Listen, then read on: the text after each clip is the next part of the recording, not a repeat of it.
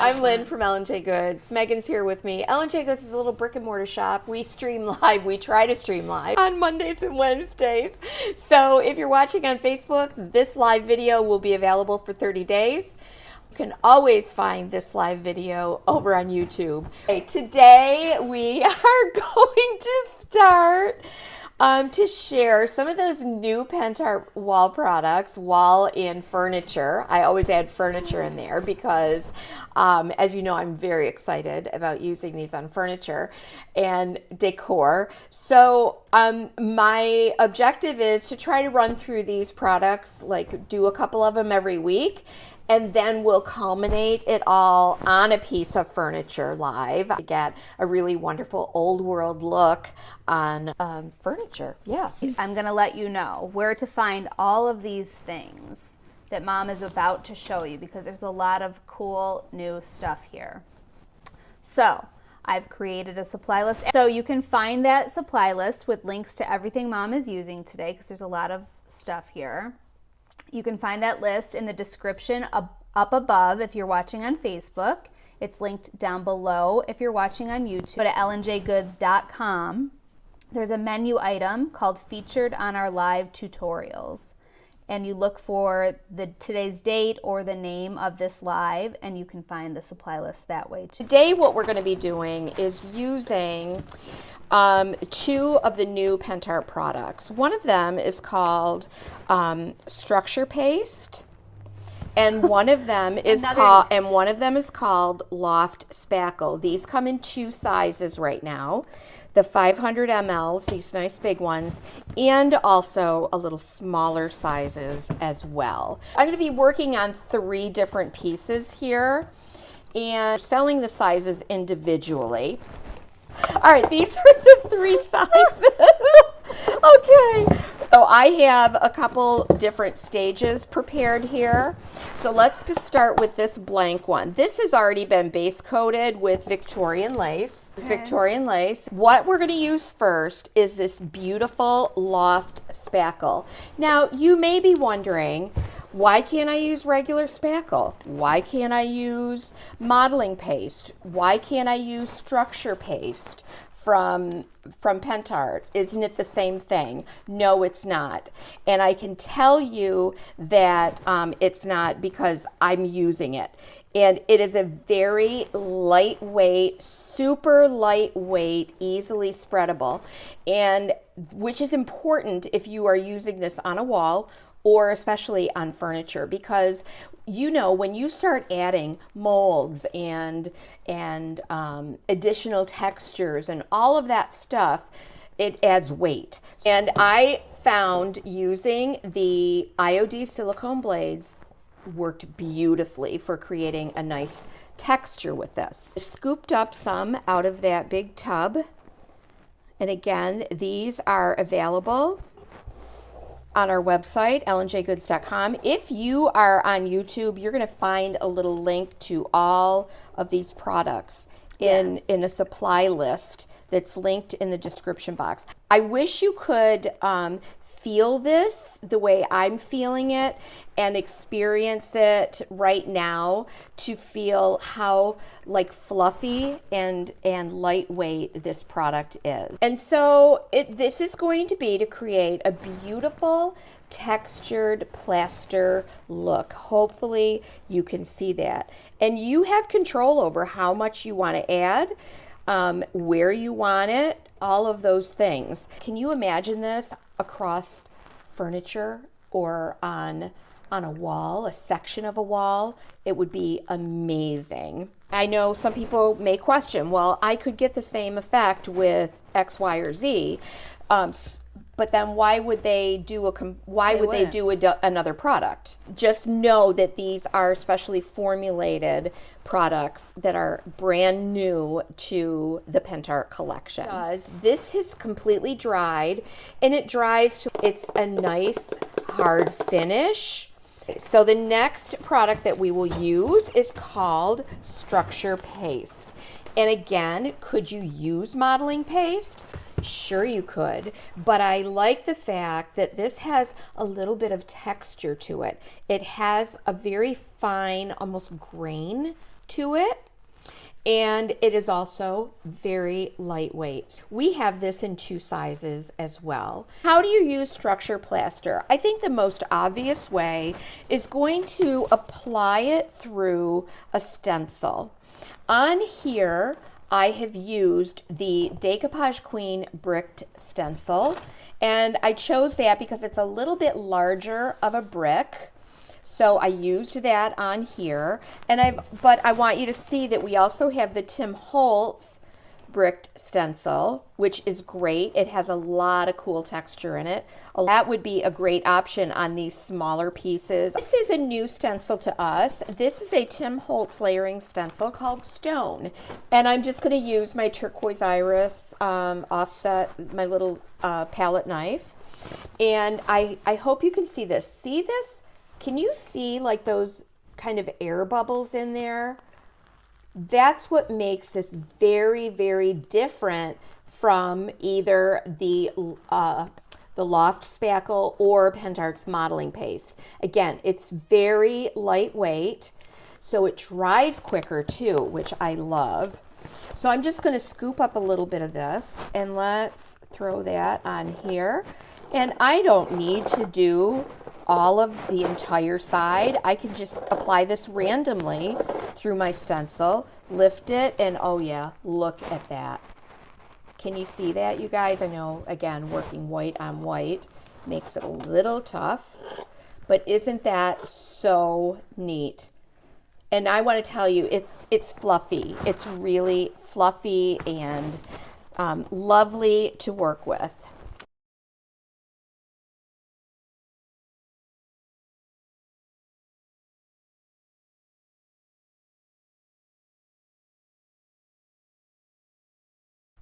But we aren't going to leave it like this, and we'll talk about why in a minute. I'll let this dry before I start messing around with the other side. I don't want to make a mess of myself, but of course, what? So just stay tuned, you guys. Is come back to this guy that I have already prepared. When you feel this, okay, it is going to have a really matte feel to it. Think of plaster. Think of if you plastered a wall. You don't want to leave it just that. Well, you could leave it the plaster, but it wouldn't be easy to clean up. It wouldn't be easy to apply finishes and so forth because it would soak right in.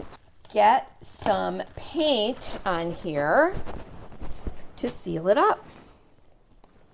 And I'm just using our Fusions decoupage, or I'm sorry, decoupage. Oh my goodness. Fusions Victorian lace. We'll get that right on here. I love these little shadow boxes. I've had a few different ideas on how we can use these, and I can't wait to show you. So the reason I am applying a coat of paint is so that I have more flexibility with how my glaze or wax or antiquing gels are applied. And let's pull out our Blossoms mold. And I have already precast some of these in resin. These have been already prepped with our Pentart bonding primer. Once you apply it, you should let this sit for 24 hours. I pulled out a few of Fusion colors. This is called Peony. And I also have some Upper Canada, a really pretty pink. I was totally inspired by our friend Rita Reed when she did a little jewelry box using the Blossom mold, and she used Debbie's DIY paints. You can make some pink blossoms. I love this Blossoms mold. Betty, yes, we are your stockist, and you can call us anytime. Oh my goodness. Doesn't it just make our day when somebody calls us?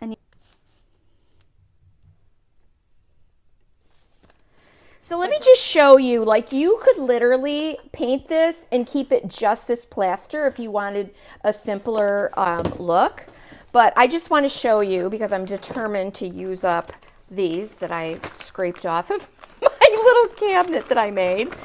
But so I painted these and we're going to do some glazes over them. But look how cute. Like just adding these little blossoms molds, or this is a perfect size for a bit of trimming mold on here. But I just wanted to give you an idea about how cute these could look. You do want to make sure that you don't let your molds overhang and at the bottom edge, so it's going to sit correctly. And imagine, you know, just putting your favorite little bisque doll in here. Feature a little vintage figurine, antique piece, little antique doll. Oh my gosh, I just adore that. Really I know. Sally would love like we have these little blue ink bottles and put a little sprig of something in there, or a couple of feathers would be so sweet too. Let's go ahead and use, this is a new Columbar spring wreath. So I'm just going to grab one of these out of here. A little flameless candle would be super cute. Sitting on a little candle ring. Yep. Would be adorable. Good idea, Megan. So tell us what you think some ideas could be for using these little niches. Or you can go to lnjgoods.com, look for the menu item featured on our live tutorials. In the 2025 category, you look for the title of this live, the date from today, and there's a list with links to everything Mom's using here today, including that paper she just used, these shadow boxes, the new Pentart, all of these things, these lovely stencils. It's all there for you to find easily. And of course, if you have any questions, you can always email me, info@lnjgoods.com. That's the best way to reach out for questions about orders, especially, really about any. You can field any customer service questions, yeah, even if it's a absolutely. product question that I know the answer to, that I don't know the answer to. I know how to get the answer. If I have to go to Mom or whoever, I will get to her. Remember this piece from Monday that I said, oh, we're going to save that because maybe we'll be able to use that somewhere. Well, we just did. Kind of lay a few of these out. Now, I would normally use my heavy body gel for this, but since I'm wanting this to dry pretty quickly, again, see how I want to make sure that this does not go down lower than the bottom of this. And I think we'll do that.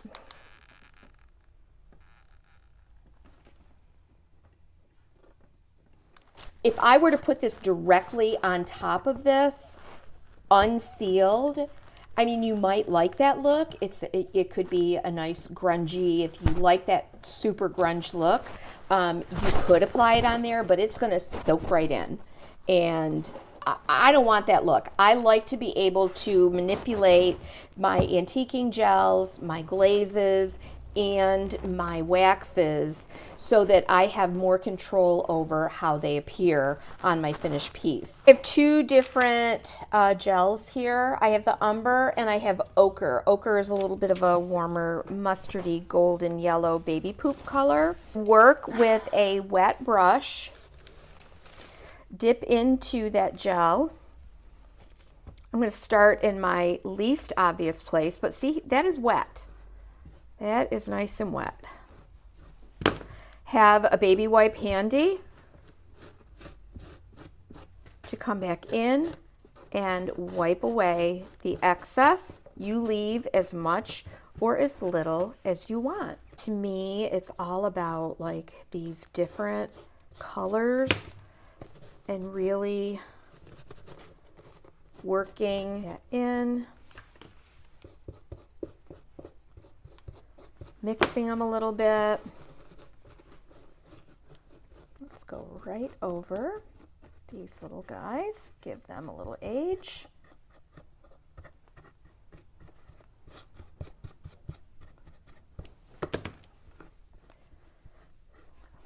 stuff in person. It is so cool. Yeah, The it texture really is really different than like modeling paste. Mm-hmm.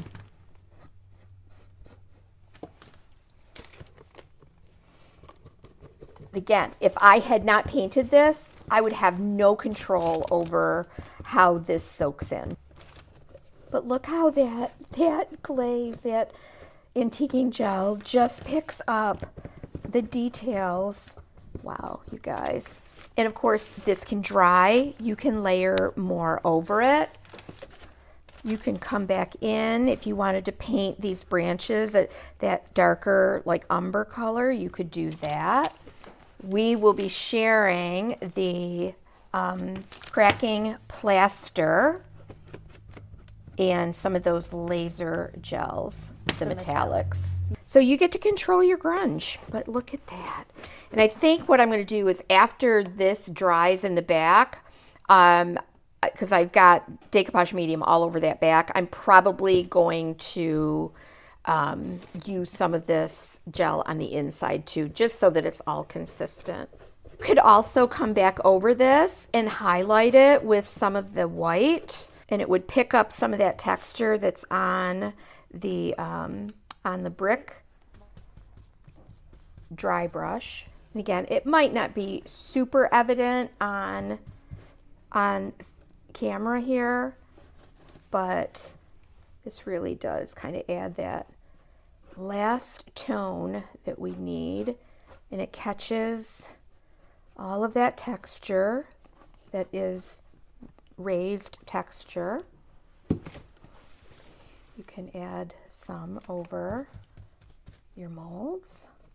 I love how like the ochre antiquing gel almost made these look a little corally colored. Mm-hmm. So we've got some different effects with that. Oh my goodness. This is great. You could take some of our rusty wire and wrap it just around here, around the base, to hold things in place. That is it. That is our little project today. You could pop a little bird in there. I mean, my mother would die over this. Yes, she would. Right? So isn't that so cute? What a great Mother's Day gift. She would really love that. Isn't that the prettiest little thing?